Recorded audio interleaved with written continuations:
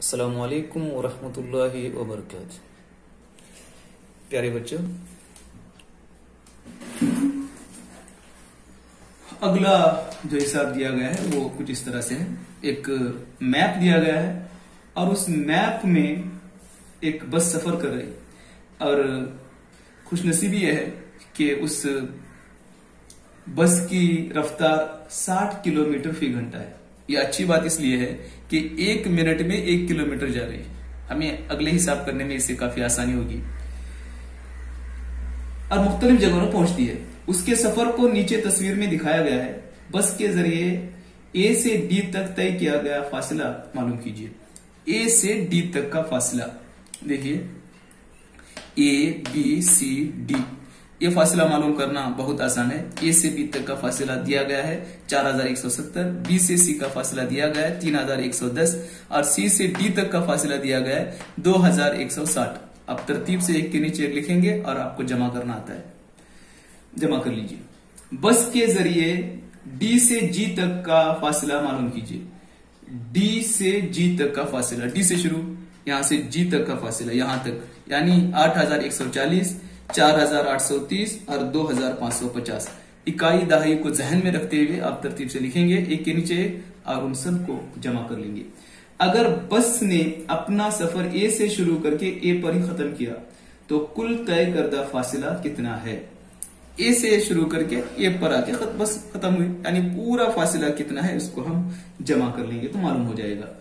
क्या आप सी से डी और डी से एफ के दरमियान का फर्क मालूम कर सकते हैं? सी से डी यानी 2160 और डी से ई 8140, इनके दरमियान का फर्क मालूम करना है। सी से डी और डी से ई 8140 नफी 2160, कितना फर्क है मालूम कीजिए। मंदरजा झील जगहों पर पहुंचने में बस के जरिए लिया गया वक्त।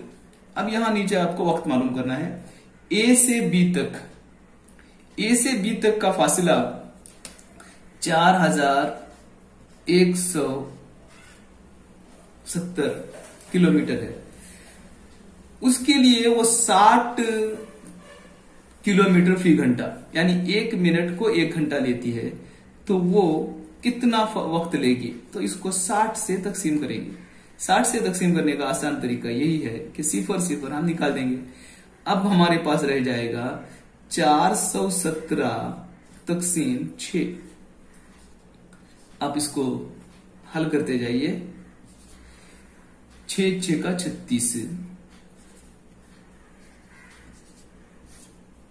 5 बाकी बचेगा, 7 उतार लिए, 57 मिनट।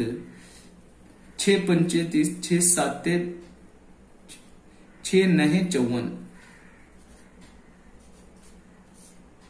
फिर यहां पर 30 मिनट बाकी बचेंगे, यानी 69 घंटे 30 मिनट वो फासला लेगा। 69 घंटे 30 मिनट का फासला लेगा। उसी तरह से आप दिए गए फासले को रफ्तार से तकसीम करके बाकी चीजों को भी मालूम कर सकते हैं। डी से